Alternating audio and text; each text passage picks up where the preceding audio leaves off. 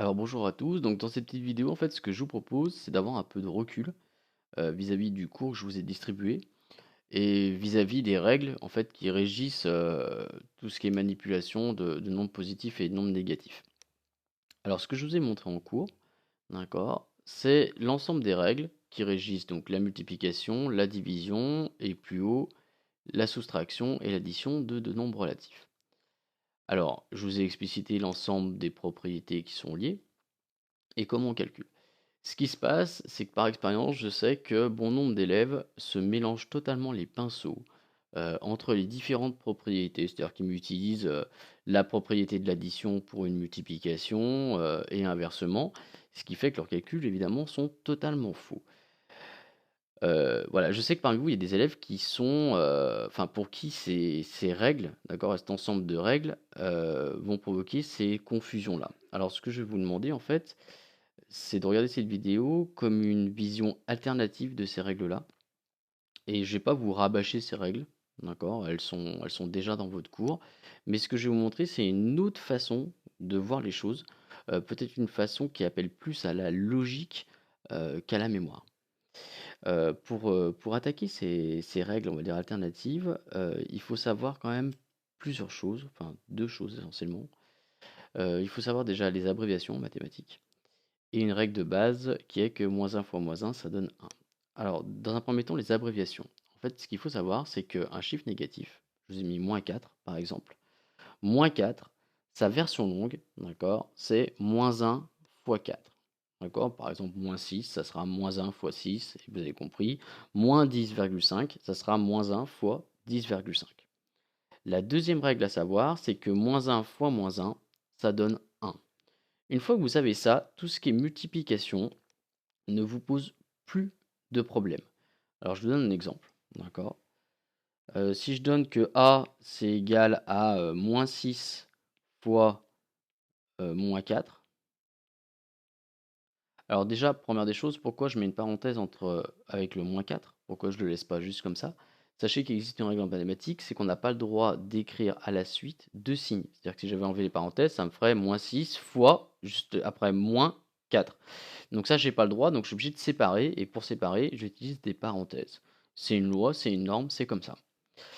Si maintenant, ce que je vais faire, ça va être un petit peu compliqué, mais vous allez voir, vous allez comprendre avec de la logique. Ce que je vais faire, c'est que cette écriture-là, elle est abrégée. Donc ce que je vais faire, c'est que je vais la faire la forme développée. Alors ce que je vous ai dit, c'est -6, sa version longue, c'est -1 fois 6. Donc je vais l'écrire comme tel, -1 fois 6 fois -4, -1 fois 4. Ensuite, je vais utiliser une propriété de la multiplication. La multiplication, elle est associative, d'accord? Alors ça veut dire quoi qu'elle est associative? Ça veut dire que quand j'ai une grande multiplication, comme là, je peux inverser l'ordre des termes. Alors, le truc bête, on vous l'a déjà appris depuis que vous êtes petit, mais c'est que 3 fois 2, c'est égal à 2 fois 3. D'accord? C'est-à-dire que dans une multiplication, je peux inverser l'ordre des éléments. Ça n'impacte pas, ça ne change pas le résultat. Donc je vais faire ça. Donc ça me donne A égale. Donc je vais regrouper les moins 1. Donc ça fait -1 fois -1 fois 6 fois 4. Le seul truc que j'ai fait, c'est que j'ai inversé le -1 et le 6. Et ça, j'ai le droit parce que c'est une multiplication. Donc maintenant, ce que je vais faire, c'est que je vais utiliser ma règle que je connais. C'est que -1 fois -1, bah, ça fait 1. Donc ce qui me fait que A égale 1 fois 6 fois 4. Là, ici, j'ai plus de chiffre négatif. J'ai une multiplication comme vous avez fait depuis que vous êtes tout petit. 6 fois 4, 24. 24 fois 1, bah 24. Donc ça me fait A égale 24. Un autre exemple maintenant. Si je fais B égale moins 6 fois 5, d'accord? Donc j'y vais, maintenant j'écris moins 6 en version longue. B, donc ça me fait B, wow, ça me fait, excusez-moi, B égale -1 fois 6 fois 5. Ce que je vais faire, c'est que je vais d'abord me calculer mon 6 fois 5. Donc ça me fait B égale moins 1 fois 30. Et donc, moins 1 fois 30, ça c'est son écriture longue, mais son écriture courte, simplement, c'est moins 30. Donc B égale moins 30.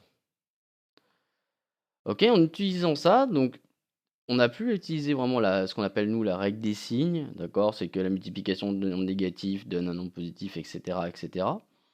Mais cette version alternative, finalement, elle vous fait plus réfléchir, vous faites au final plus de maths et moins de la cuisine et de la répétition de règles.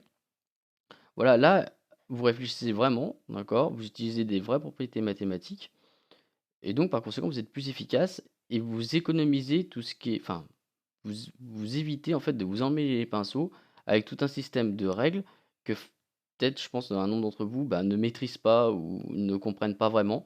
Là, vous avez que deux choses à retenir, d'accord? C'est que moins 4, c'est moins 1 fois 4, que moins 1 fois moins 1, ça fait 1, d'accord? Et après, évidemment, que la multiplication est associative, c'est-à-dire que je peux inverser ces termes. Et après, juste avec ces règles-là, je peux me débrouiller pour faire l'ensemble des opérations.